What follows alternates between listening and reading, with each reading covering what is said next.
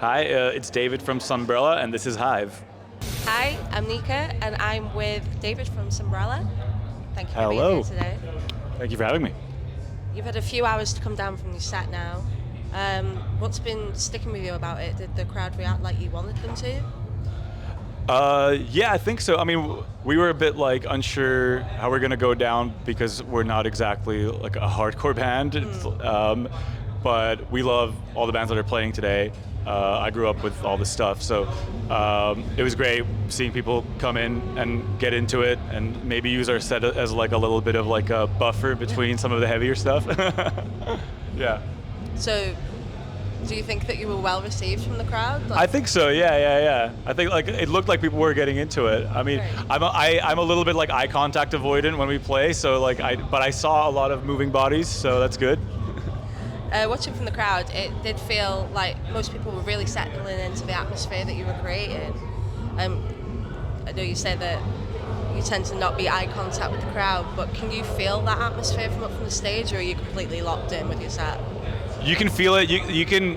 It's best when you can hear it, because especially we're all in ears, so sometimes it's hard to hear the crowd. But when you hear them, you know that they're really being loud. So, and we could hear them today. So that was reassuring, and you can definitely feel the energy in the room for all the shows here as well. But yeah, it was great. Did it feel like one of those shows where people would be discovering you, or do you think you have quite a lot of fans already here today? I think definitely.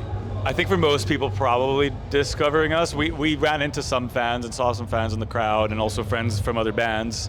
But I think for a good chunk of the people, probably discovering us. So hopefully, it was a good first impression. Hopefully. It's been just over a year since Gutter Angel came out now, Yeah. last April. Yeah. Has your relationship with those songs changed much since you've been playing them live? That's a good question. I mean, I think, yeah, the way I made that album was like quite like in the box. Like everything was kind of like sampled and chopped, and like whatever live performances I played into it, I like edited heavily. It was quite like a sort of computer album. So playing it live, I think, gave it like a different life, more of like a live band energy. And we try to do it with a full band whenever we can. With like today we're with a 5-piece, so that's the best it's been, I think. But yeah, I think definitely, I think I feel the songs a bit more viscerally now. We have like a live drummer playing it and everything. But yeah. It feels right now. Yeah. Has there been one song from Gutter Angel that feels like it's really found a second life live as opposed to the studio? Yeah. I think so. It feels like we've been playing it for like you said for about a year now. So I think we've definitely kind of found our groove with it. And yeah, I think all those songs go down really well live. Especially like here as well. Some of the songs from that album are a bit like darker and heavier, so it fits the vibe of this festival pretty well. Do you feel like that album helped define what Sunnbrella is meant to be, or has it left you wanting to push further creatively?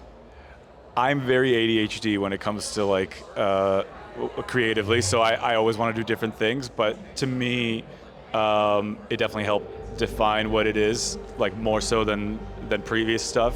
I think, yeah, I felt the most like it felt like the most Sunnbrella, I guess, or what I thought it should be. Yeah.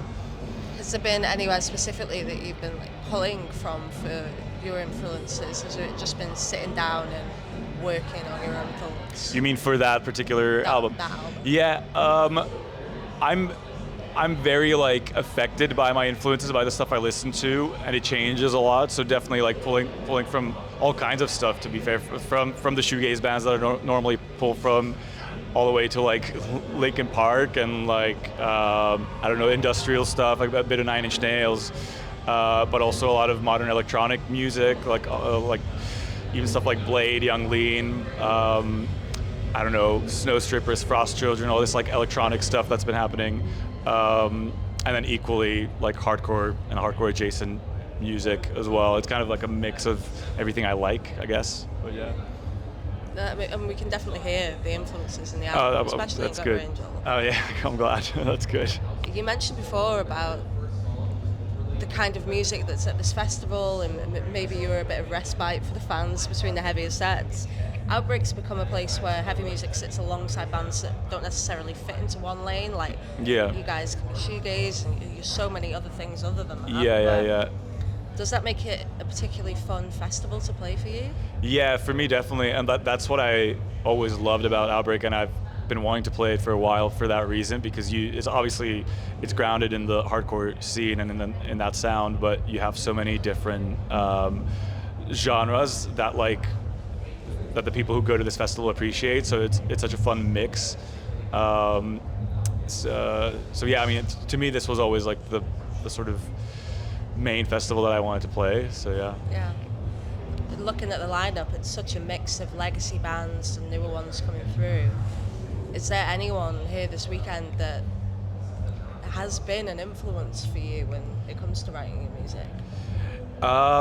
Yeah, well, I guess to some extent, Alexis on Fire. I grew up listening to Alexis on Fire. I don't know if I consciously pulled from them on past stuff, but definitely it might find a way into new stuff, because I've been re-listening to a lot of like my sort of emo scene days stuff.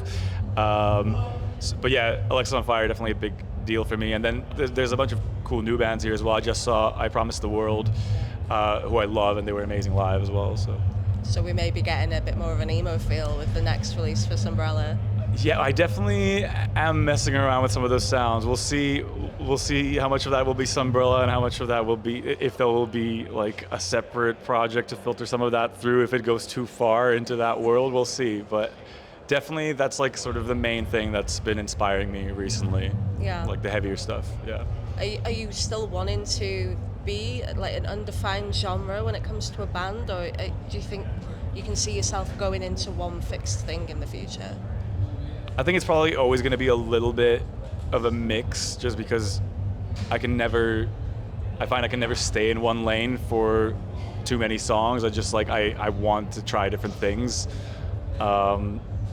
So yeah, I think it's always going to have a little bit of like genre fluidity. Yeah. I've got one last one for you before I let you go. Have you actually had a chance to enjoy Outbreak today? You've said that this is a festival that you've really wanted to play. Have you been able to be a fan before the set, since the set, or has it been a bit of a blur? I mean, not before the set, because we got in, loaded in, and then it was pretty like, we were up against it a little bit with timings, but as soon as we finished, we made a point to pack our van away quickly so that we can watch I Promised the World, and now we're gonna eat, drop some stuff at our accommodation, and then head straight back so that we can be here for Alexis on Fire and Converge and all the other stuff in between. So yeah. 2 huge sets to follow each other from. Yeah. Good day to be we on. might die, but yeah. But worth it. Yeah, definitely. Really worth yeah. it. Well, I hope that you've had a good day here today, and thank you so much Great. for taking the time to speak to me. No, thank you so much for inviting me. Yeah.